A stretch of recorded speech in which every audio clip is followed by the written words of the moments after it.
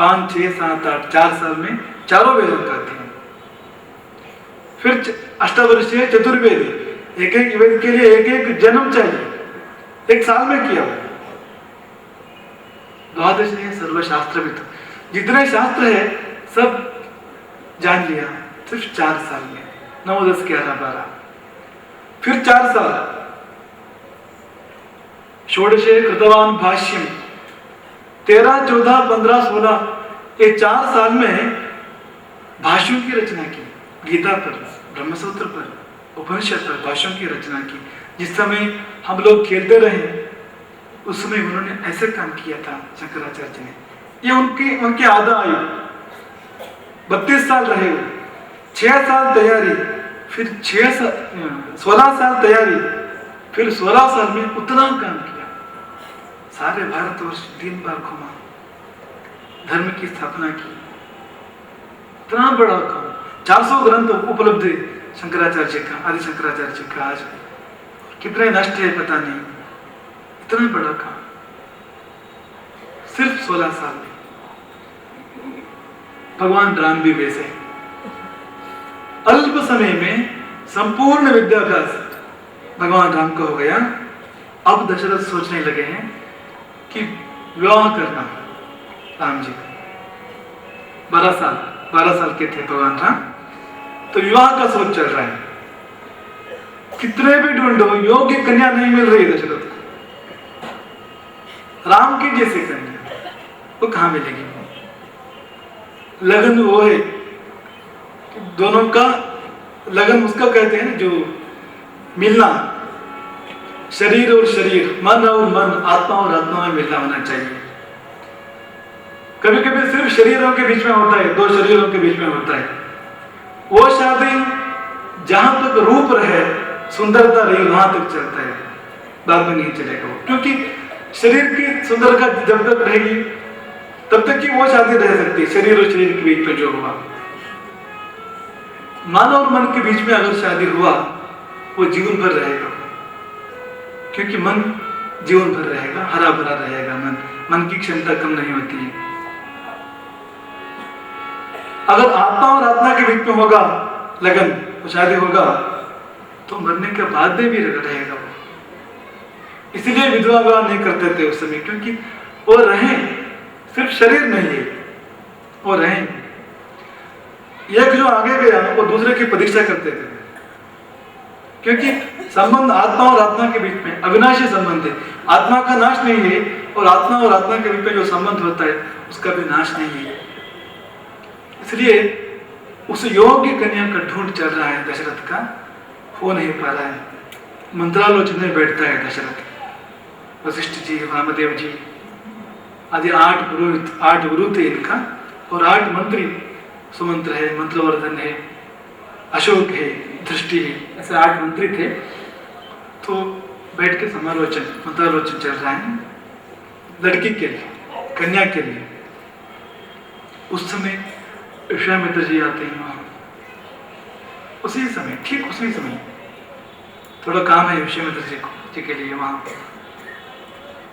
रामायण ऐसा है जैसे एक नाटक है, 10 पात्र होंगे नाटक में, अपने समय में एक पात्र आएगा, अपना काम करेगा, फिर चला जाएगा। दशरथ का काम हुआ है जन्म, राम जन्म, विवाह विश्वामित्र जी का काम है रामायण में। सिद्धता करने आए हैं विश्वामित्र, शादी कराना राम जी को, क्योंकि शादी ही निमित्त बनेगा। आगे जो काम होगा रावण संहार, उसका मूल कारण रहेगा वो विवाह। और शादी के बाद में जो जो सवाल आएंगे उसकी भी तैयारी करनी है, अस्त्र शस्त्र देना है, दोनों कारण। सीता प्राप्त करा देना राम को, और अस्त्र शस्त्र आगे जो संग्राम में जिनकी आवश्यकता होगी वो सब दे देना। 2 काम उससे विश्वामित्र जी प्राप्त हो चुके हैं। दशरथ अच्छे से स्वागत करता है, उपचार, सत्कार, सम्मान करता है विश्वामित्र जी का, और पूछता है क्या आज्ञा मेरे लिए। सिर्फ इतना ही नहीं, थोड़ा आगे जाए तो जाके बोलता है कि वचन दे रहा हूं कि आप आज्ञा करो, मैं करूंगा। कई चीजें दे सकते हैं, वापस ले नहीं सकते। बाण जब तक तुड़ीर में होगा तब तक अपने हाथ में है, अपने कंट्रोल में है। जब प्रयोग किया, आगे गया, फिर क्या करें? फिर लक्ष्य बदल नहीं सकते, वापस नहीं ले सकते। वचन भी वैसा, वचन भगवान का, ईश्वर का देन है। भाव सब भीतर छिपा है हम सब में, वो अभिव्यक्ति करने के लिए, जैसा भीतर है ऐसा बाहर अभिव्यक्ति करने के लिए एक वाहन दिया ईश्वर ने, उसको वचन या वाणी कहते हैं। वो अच्छे से रखना, झूठ नहीं बोलना, और जो बोला वो झूठ नहीं होने देना, दोनों ही भगवान ने इसलिए दिया। जो भाव भीतर है वो प्रकट करने के लिए हमको दिया है।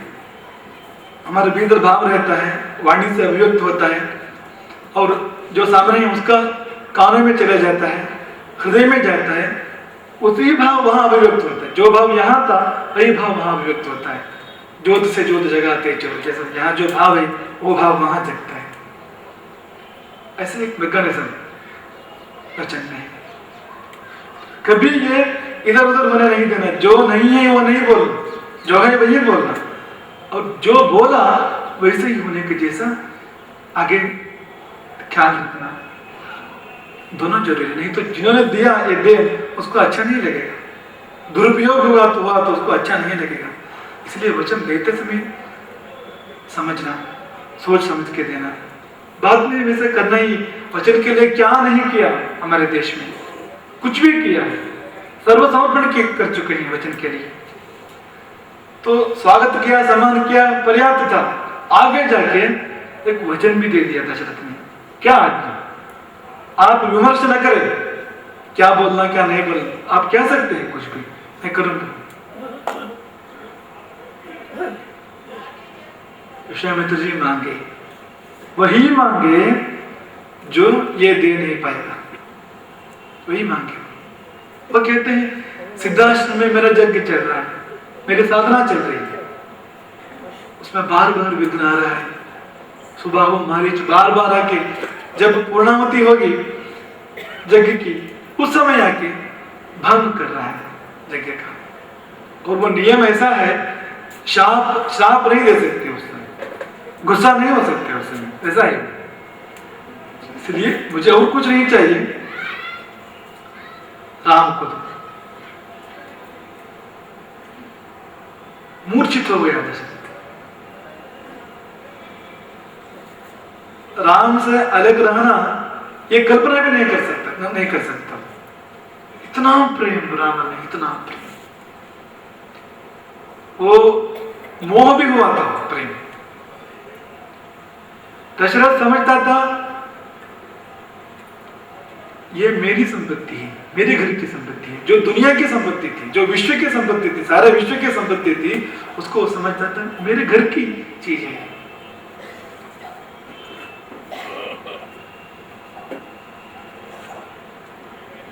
धीरे धीरे प्रत्याश्वस्त हुआ दशरथ।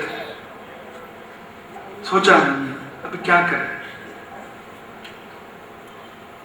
राम को मांग रहे,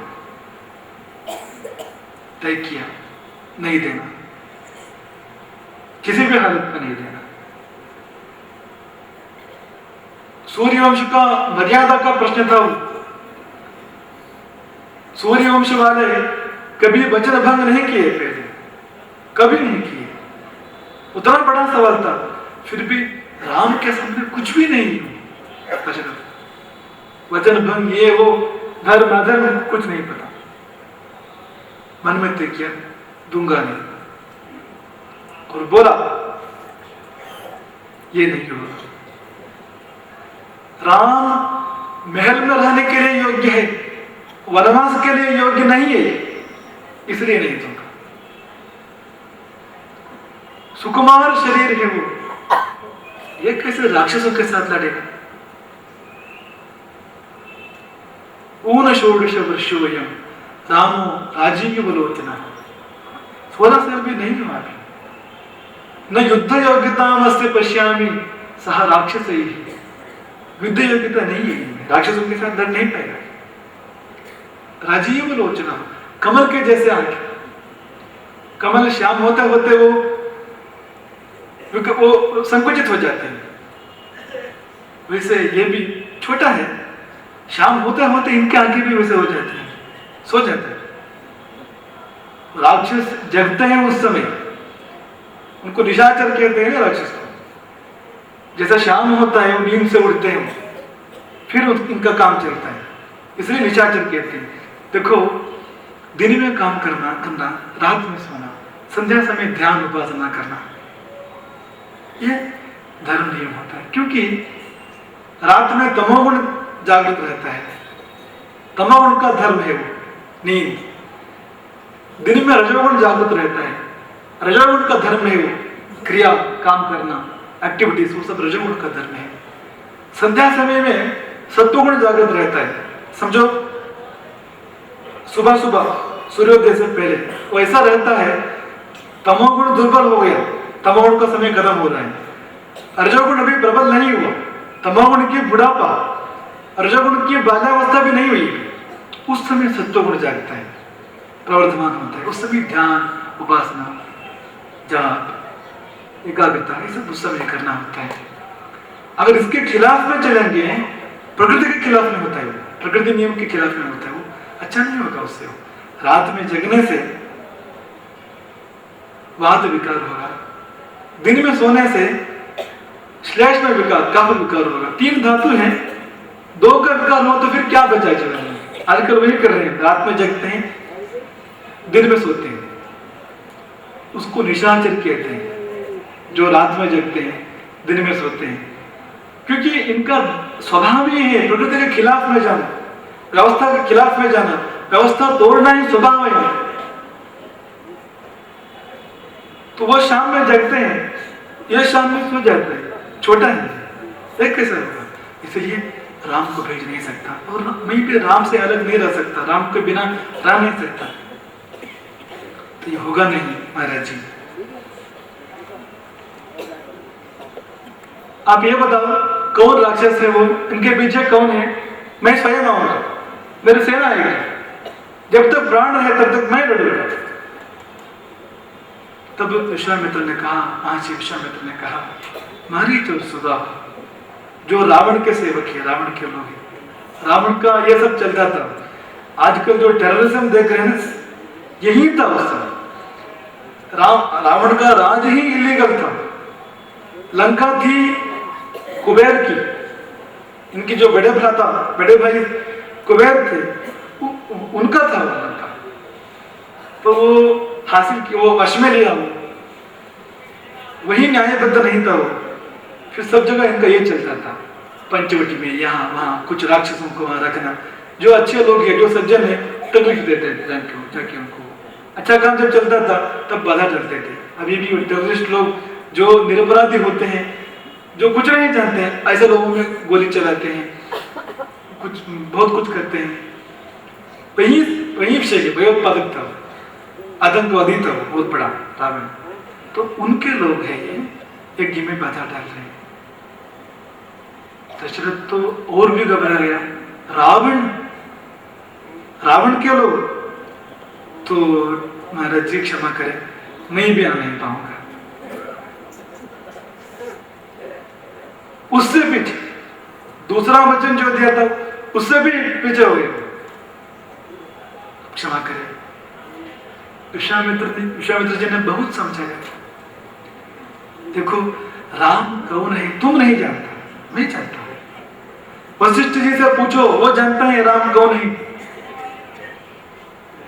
अहम वेद्य महात्मानम रामम सत्य पराक्रमम वशिष्ठो भी महातेजा ये में तपस्विता। जो तपस्वी है वो जानते हैं राम कौन है, सत्य पराक्रम है राम।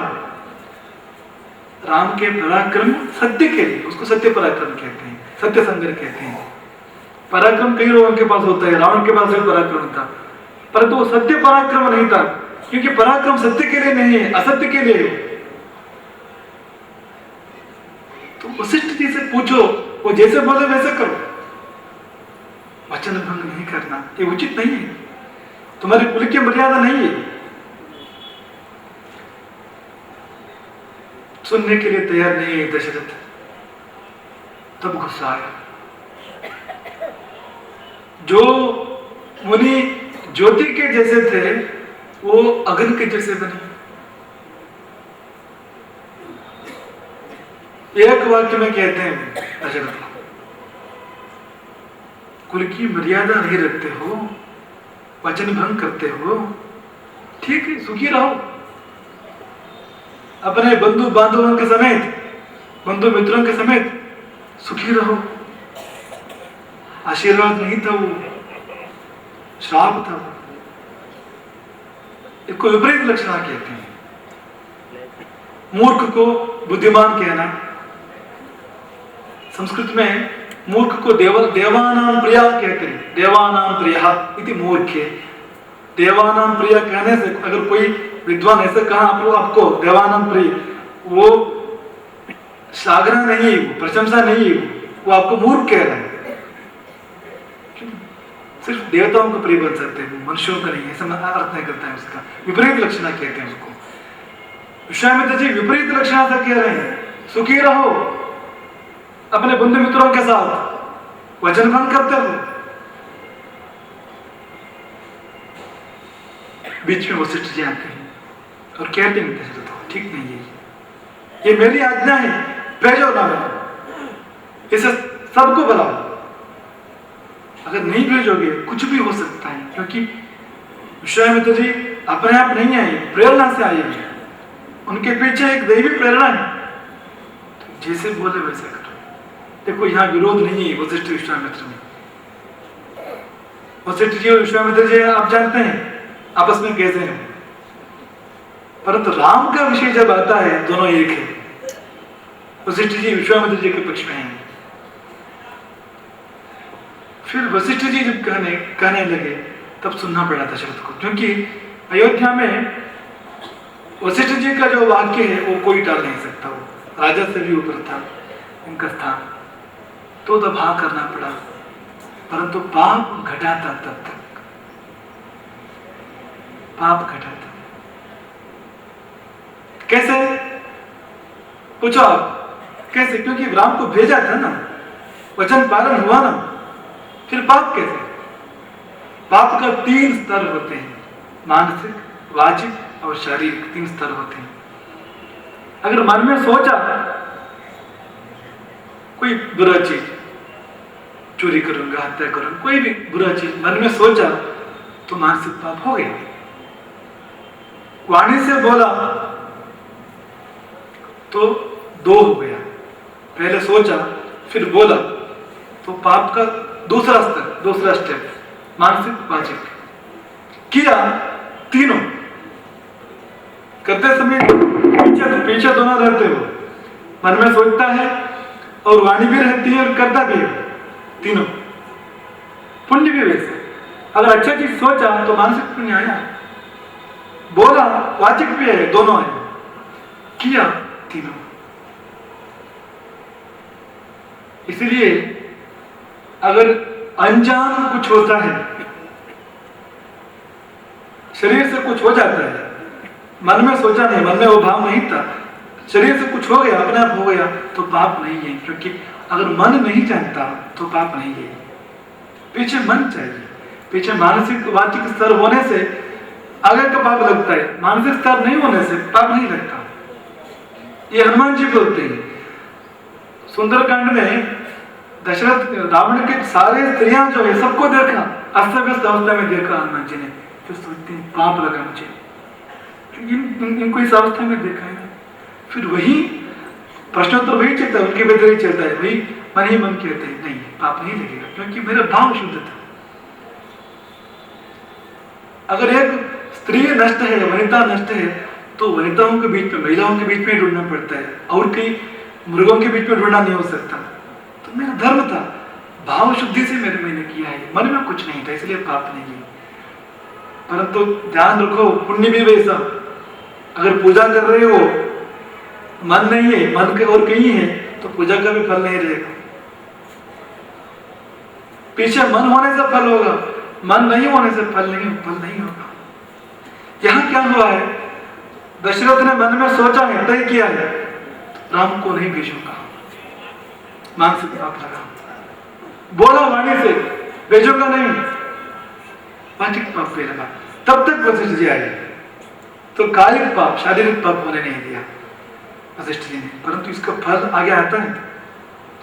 आगे देखो, कई के रूप में आता है वो फल। विश्वामित्र जी को क्या कहा था दशरथ ने, राम वनवास के योग्य नहीं है, वन में नहीं भेजूंगा राम को। क्या हुआ फिर, खुद भेजना पड़ा, खुद भेजना पड़ा। मेरे साथ ही रहना राम, भेजूंगा नहीं, एक क्षण भी अलग नहीं होना चाहिए मेरे से राम। क्या हुआ फिर, और अपने प्राणों के बारे में सोचा। जब जाके लड़ने का प्रश्न था, लड़ने का सवाल था, बोला था मैं स्वयं आऊंगा, सेना के साथ आऊंगा, उनके साथ लड़ूंगा। फिर जानों का ख्याल रखा उन्होंने, क्षत्रियों को नहीं करना है वो। अगर धर्म का सवाल है तो जानों का परवाह नहीं करना, वो किया। वहां भी वचन से पीछे आया, उसका फल क्या है, जान नहीं रख पाया। इसी के कारण दशरथ की मौत होती है बाद में।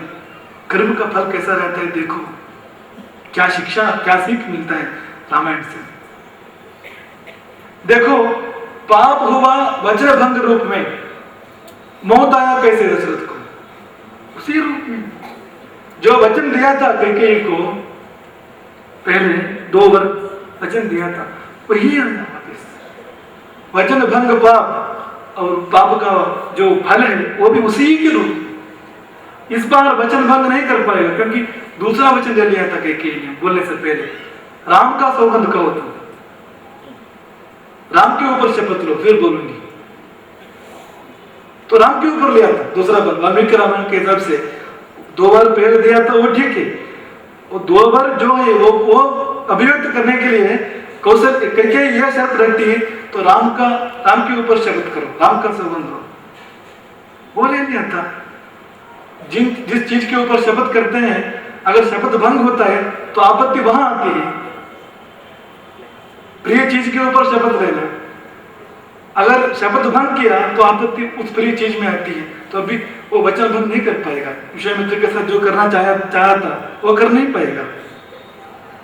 तो ये प्रकरण जो है कर्म और कर्म के फल, इसका इतना बड़ा सीख इससे मिलता है, इसका कोई सीमा नहीं।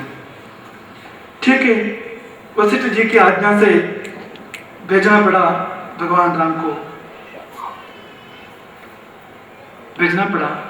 और राम और लक्ष्मण वो दोनों साथ ही रहते थे, अलग नहीं रहते थे, क्योंकि राम का पीठ है लक्ष्मण आदिशेष है, आदिशेष पीठ है भगवान का। तो कल वही बोलना चाहते थे हम, राम नारायण जी पहले आए, बाद में शेष जी आए, आदिशेष जी आए, ऐसे क्यों? और जाते समय लक्ष्मण पहले गया, वापिस जाते समय बाद में रहा, क्योंकि पीठ से उठकर आए भगवान, फिर पीठ को आने का शैया थी भगवान की, शेष शैया थे आदिशेष, तो शैया से उठकर भगवान आए धरती में, फिर शैया आई पीछे से। तो बाद में पहले जाना पड़ा, क्योंकि शैया तैयार रखना, जब तक प्रभु आते हैं वैकुंठ में तब तक शैया तैयार रखना, पीठ तैयार रखना, तो पहले जाना पड़ा लक्ष्मण को। तो कभी वो अलग नहीं रहते थे राम और लक्ष्मण, क्योंकि जैसे पीठ हो, पीठाधिपति, वो अलग नहीं रह सकते, साथ साथ ही रहना पड़ता है दोनों को। तो वो जो धर्मपीठ था, राजपीठ था, जो सत्यपीठ था, वो लक्ष्मण था, वो इसलिए लक्ष्मण कभी अलग नहीं रहता था। तो राम को मांगा, फिर लक्ष्मण को भी मांगा, हुआ उसी में हुआ, बिना किसी की आज्ञा, किसी की प्रेरणा, अपने आप लक्ष्मण निकला भगवान राम के साथ। तो विश्वामित्र जी लेके जाते हैं राम और लक्ष्मण को, जंगल में लेके जाते हैं। और कुछ देर मौन रखते हैं, फिर उपदेश देते हैं। बला और अतिबला दो विद्या होते हैं। तुलसी रामायण में है कि नहीं आप जाने, वो बला और अतिबला एक दोनों अद्भुत विद्या हैं, दोनों का उपदेश देते हैं। अमृत स्वरूप विद्या है दोनों। वो विद्या रहने से श्रम नहीं होता, थकावट नहीं होता, बुखार नहीं होता, और भूख प्यास नहीं होता, भ्रम नहीं होता, और सुप्त प्रमत्त स्थिति में भी आपत्ति नहीं होती। सुप्तावस्था, सो गया है, प्रमत्तावस्था और कुछ सोच रहा है मन, और कई उस अवस्था में भी आपत्ति नहीं हो सकती है। राक्षस आक्रमण नहीं कर सकते उस अवस्था में भी। तो ऐसी दो विद्या बला और अतिबला, वो उन्हीं का अंश है और कुछ नहीं है, राम जी का ही अंश ही है। तो उपदेश देते हैं भगवान विश्वामित्र। और आगे चले जाते हैं ताटका वन।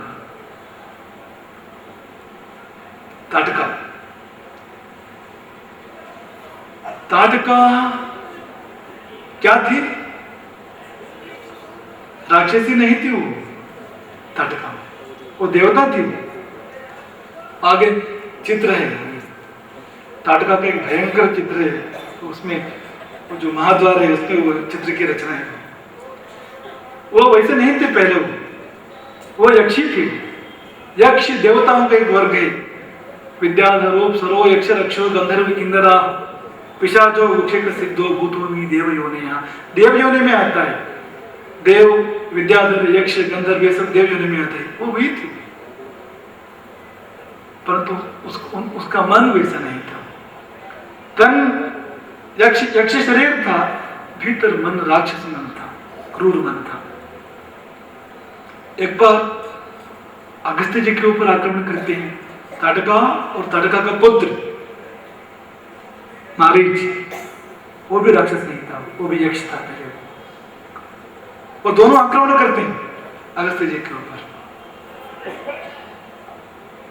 अगस्त्य जी ने कहा ये थोड़ा गड़बड़ है, बाहर भीतर एक ही जैसा नहीं है। बाहर एक सुंदर रूप था ताटकी का, ताटका का एक बहुत अद्भुत रूप था, मनोहर रूप था। तो ये रूप और वो मन, ये मिलता जुलता नहीं है आपस में। दोनों एक ही जैसा होना चाहिए। श्राप दिया अगस्त्य ने, निग्रह किया ताटका का, श्राप दिया राक्षसी बनो, राक्षस शरीर हो तुम, और मारीच का, कि ताकि कंफ्यूज ना हो लोगों को, बाहर देख के कंफ्यूज ना हो, भीतर जैसा है वैसे बाहर में बने, राक्षसी बनी। और ज्यादा पीड़ा लोगों को, और कष्ट। दो जनपद थे, वो दो राज्य थे, मलद और कुरुच, दो राज्य पूरा सर्वनाश किया ताटका, भयंकर वन बना, हाँ कोई नहीं जाता। तो वो रास्ता ही बंद हो गई थी, वो उसी रास्ता से लेके जा रहे हैं विश्वामित्र। फिर जो हुआ आप सब जानते हैं। विश्वामित्र जी कहते हैं धनुष टेंकार करो, करते हैं राम जी धनुष टेंकार। जो युद्धाह्वान है, युद्ध के लिए आमंत्रण है, ताटका जगी आई, युद्ध चला भगवान राम, लक्ष्मण और ताटका के बीच में। विश्वामित्र जी देखते हैं ये सौम्य रूप में युद्ध कर रहा है बालक राम, क्योंकि स्त्री थी वो ताटका। राम का मन में वो राक्षसी है, इससे ज्यादा वो स्त्री है, ये भाव, स्त्री की हत्या नहीं करनी। आजकल हमारी संस्कृति की निंदा करते हैं कि स्त्रियों का गौरव नहीं है, यहाँ स्वतंत्रता नहीं है, वो सब बोलते हैं, पर तो ऐसा नहीं था। आप जानते हैं महिला शब्द का क्या अर्थ है?